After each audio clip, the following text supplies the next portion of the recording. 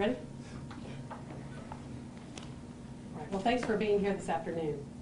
A few weeks ago, a reporter contacted our office with questions concerning a case in which the only victim available in a serial rapist case was committed to jail after her release from the mental health unit of a hospital. Because of a potential lawsuit, we discussed in great detail with the reporter off camera about this difficult situation and the lack of mental health resources available at the time that led to the victim's stay in jail.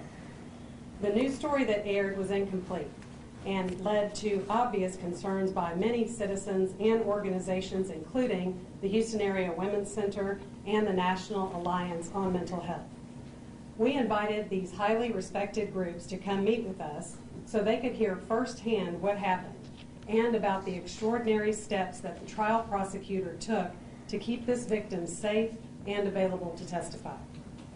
These organizations not only accepted our invitation to meet, but they offered advice and services should a prosecutor ever be faced with this extremely difficult choice again.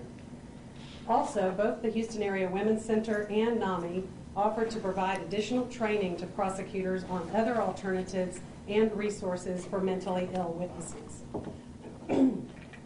Social workers in our office have already reached out to NAMI to schedule a date for the multi-day training as soon as possible.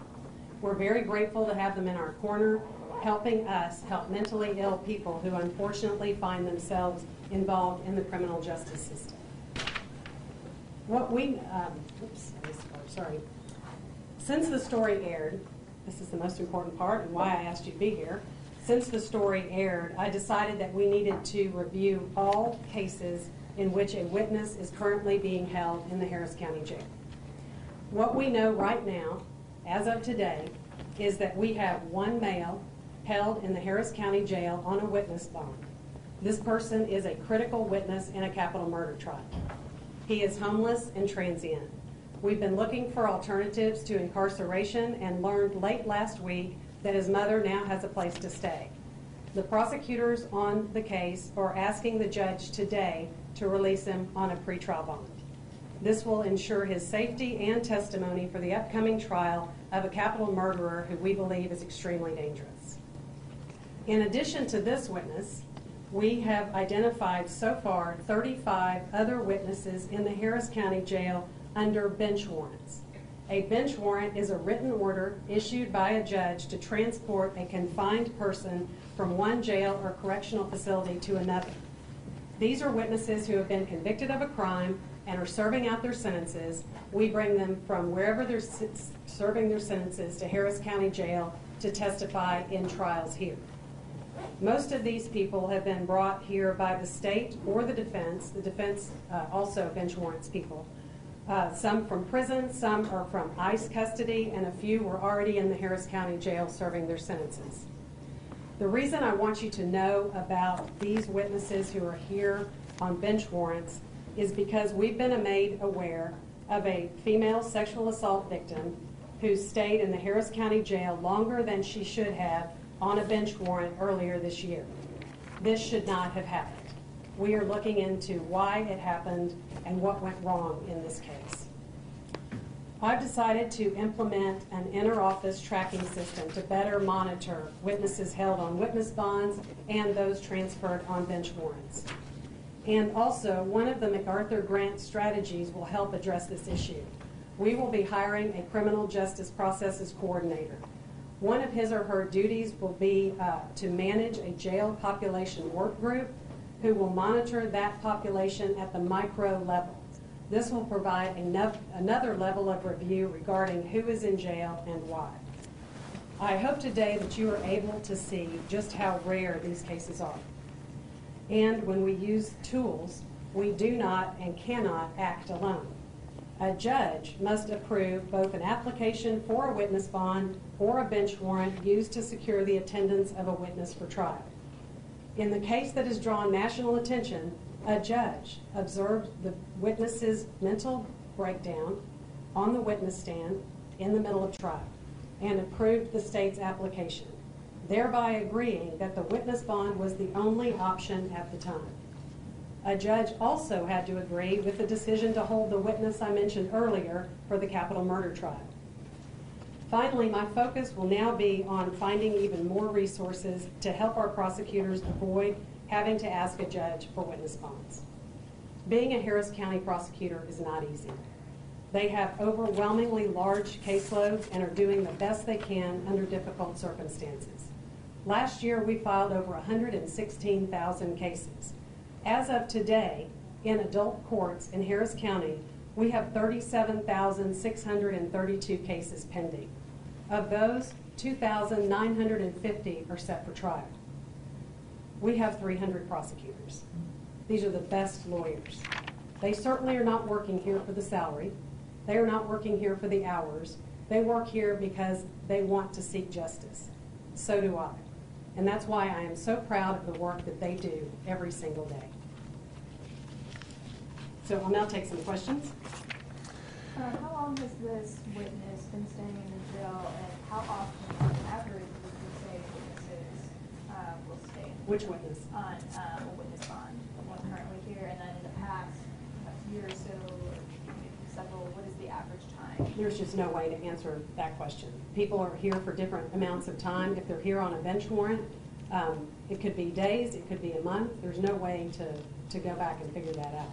So is it like the witness bond specifically, like the situation that this woman was in? Would you say 27 is highly unusual? I mean, how far off the mark from the average stay that a witness would need to be in the jail is that? Every case is different. Every situation is different. That's why I can't give you an average or tell you what's right or what's wrong. It depends on the situation. But you asked how long somebody was in custody, which witness? Yeah, as well as the specific witness who's here right now. The capital murder? Yeah. Witness has been in custody for 3 months. He had nowhere to go. His mother just got a place to live, and so she's taking him in. Hopefully today the judge has issued a pretrial release bond for him. Senator, so a two-part question, if I may. As you know, the Chronicle reported today that Sean Buckley, I believe is the name of the attorney who's representing the so-called Jenny case, he contends that the witness bond in that case was illegally obtained. I want a response from you to that. And also, from what I've read in several news reports, she was erroneously or mistakenly booked into the county jail as a defendant as opposed to a witness or even a victim. Can you clarify that? Sure. I'll answer the first question, that Mr. Buckley is clearly trying to advance his lawsuit with this letter that he sent to me, but then also sent to every media outlet in town. Just because someone asks for an appointment of a pro tem, that's what he's doing, is asking me to ask a special prosecutor to come in. When we do that is when there is evidence that a member of my staff has committed a crime. That is simply not the case here. We have a prosecutor who went to a judge and asked for a remedy. A prosecutor in court presented a set of facts, and the judge ruled and granted the witness bond. There's no reason to believe that anyone in this situation, the prosecutor or the judge, believed that what they were doing was unauthorized by the law. It's statutory, the ability to get a witness bond. So no crime was committed. I will not recuse off this case. I will keep an open mind. If further facts develop, then I'm certainly open. I never say never. That's the thing I've learned in this job. As for the Jenny being booked in the Harris County Jail, our paperwork shows that she was booked in as a witness. What happened in the jail, you'll have to ask the sheriff after that. So in that case, the news reports that say she was booked as a defendant are incorrect? Well, she was booked in on a witness bond, and we have a document that shows she was a witness when she was booked in as a witness. What happened after that, how she was treated in the jail is up to Sheriff Hickman to answer those questions. So we have Jenny, who was one person who we've discussed, and then you mentioned another one right now. Are you aware of any other rape victims not serving time for a crime who are held in jail so they could be made to testify? No. Are you able to go back and look to see if that's happened in the past few years? It would be a huge undertaking. I mean, you heard the number of trials we have pending, the number of cases that we file, including bench warrants. So witness bonds are rare, bench warrants are not, because we have a lot of witnesses who have their own legal problems that we have to bring back. So it would be a very daunting task to go back over the years and try to figure that out. That's why I wanted to get this started as soon as possible, and we started last week, right after your story, looking for who was in jail today. We thought that we needed to look at what we could do something about, right, instead of going back. So that's how we found out also about the other rape. This second rape victim, can you tell us a little bit about the situation? So you said she was kept longer than she should have been. Right, I can. She was serving a 6-month sentence for state jail possession, I believe. I know it was a 6-month state jail sentence. We bench warranted her back from state jail to talk to her about the rape case. And while she was in jail, her sentence expired. And she ended up spending 2 extra months in the Harris County Jail that she shouldn't have spent. And we're looking into that. Was that a fault of the prosecution, or was that a fault of the jail system? At this point, I'm going to say it was our fault. From what I know today, we're still looking into it, but it looks like it was a mistake that was made by our office. Do you have anything you want to say to Jenny's family at all? I will say something to Jenny, that I'm very sorry about how all of this played out. And the last thing that we ever want to do is cause further distress, further trauma to a victim. It was an extraordinarily difficult situation, as I've said before, and I really do think the term perfect storm fits here. But I think that she knows that the prosecutor who handled this meant her no harm and was seeking justice for her and for the other 11 victims that he raped. And it was a situation where we could not let that man walk out of the courtroom, because the last time he walked out of a courtroom, he raped her 24 days later. So it was just an awful situation, and I regret it very much. Is there anything you'd like to tell us about what the prosecutor did on the record today to try and, what efforts did he make at all? Would you like to talk about that? Many, many phone calls, many searching for places to put her other than jail, conversations with her family. It's all going to be fleshed out in the lawsuit, unfortunately, but that's the way it's going to be. It's going to all come out in the lawsuit. I know he is had a true heart with regard to this case and did everything he could to try to minimize the impact on her. The holidays, it cannot be downplayed enough that this happened over the holidays. That created another huge obstacle in the way. So these conversations with the family, I mean, did the family just not want to take her in, or can you give us a sense of the options that she had for a place to possibly go that were for some reason dead ends? Well, and my understanding, my understanding is that the mother said she was it was too stressful for to have her there, and so that was not a possible option at the time, and that's all I'm going to say about that. That will come out in the lawsuit. Ms. Anderson, as you know, Emmett has mentioned that perhaps an alternative building, or, well, not so much building, but creating, in a manner of speaking, an alternative facility which could secure witnesses that are important for cases such as these that might have a mental condition.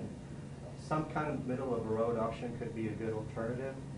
That would be great. I mean, if he's got the funds to do that and is interested, we need more beds for mentally ill people. That is one of the lessons from this court. From this case, we just do not have enough.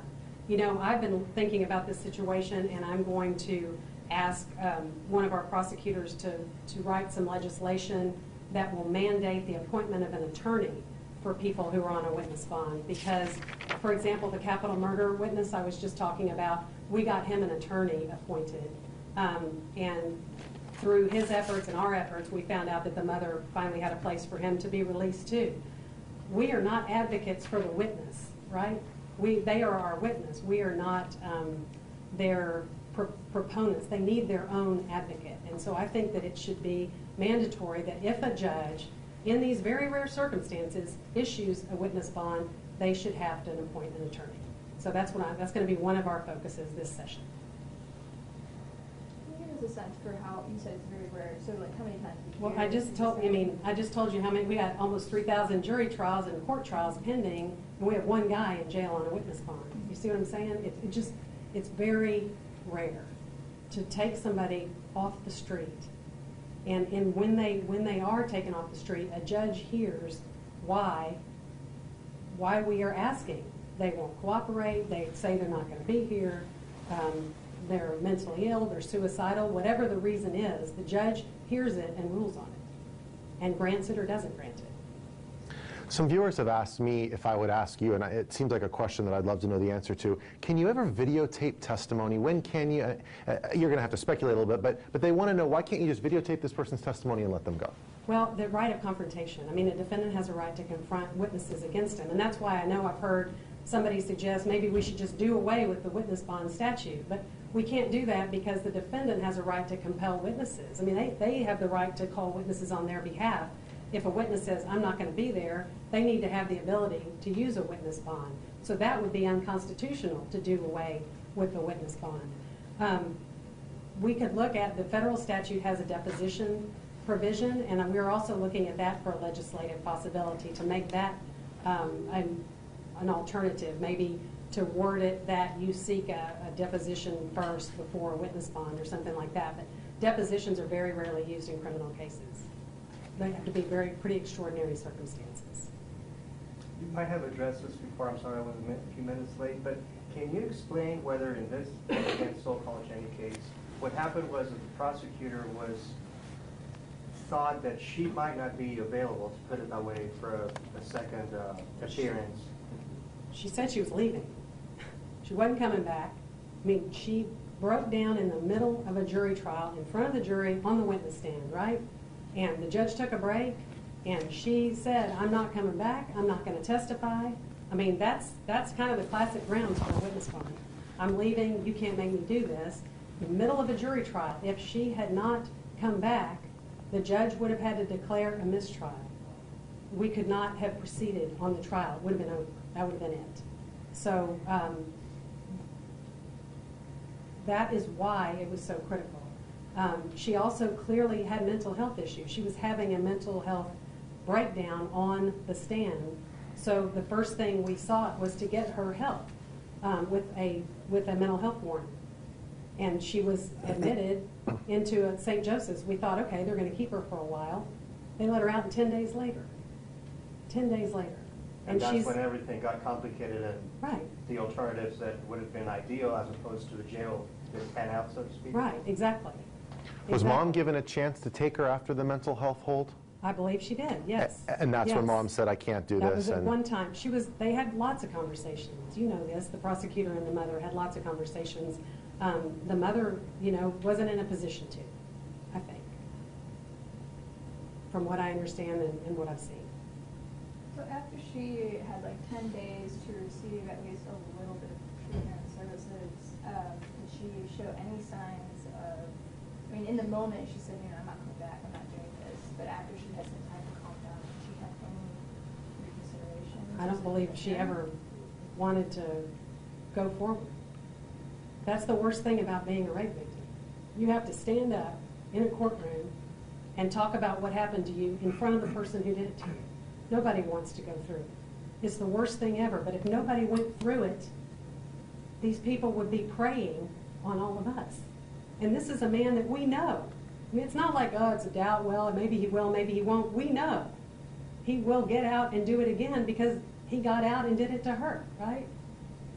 We have up to 11 victims of his that we know about. So that's the worst situation. Once she was in the jail, is it normal that she was placed with the general population even though she had been booked as a victim or a witness? I would like to refer you to the sheriff on that one. Let me say this. He's got his jail. I've got my office. What happens in there, I'm not going to speculate or guess or try to. I do wonder why she was treated the way she was. But they've got almost 9,000 people in there. So I think he's better equipped to answer it. We have no decision-making power over what happens to anybody in the jail. We can make requests, which our prosecutor did over and over, but we don't have any ability to make it happen. Requests for her not to be to get mental health treatment while she was there, right? In the jail. Mm-hmm. Could a prosecutor have ever requested that she be put separate from other inmates? Does the prosecutor have that ability to do that, to ask a judge that? Yes, and he did talked to her about that, talked to Jenny about that, and she said she didn't want to be alone.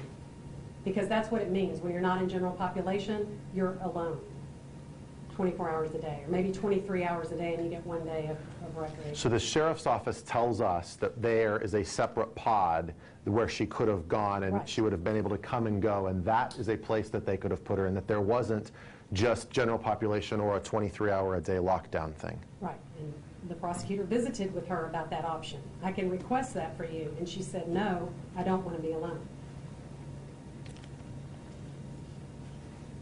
He was trying, you know, he obviously didn't, he wanted to do what she wanted to do at that point.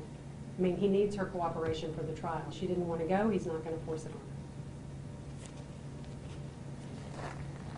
her. Is that Any it? other questions? Thank you. All right, thank you.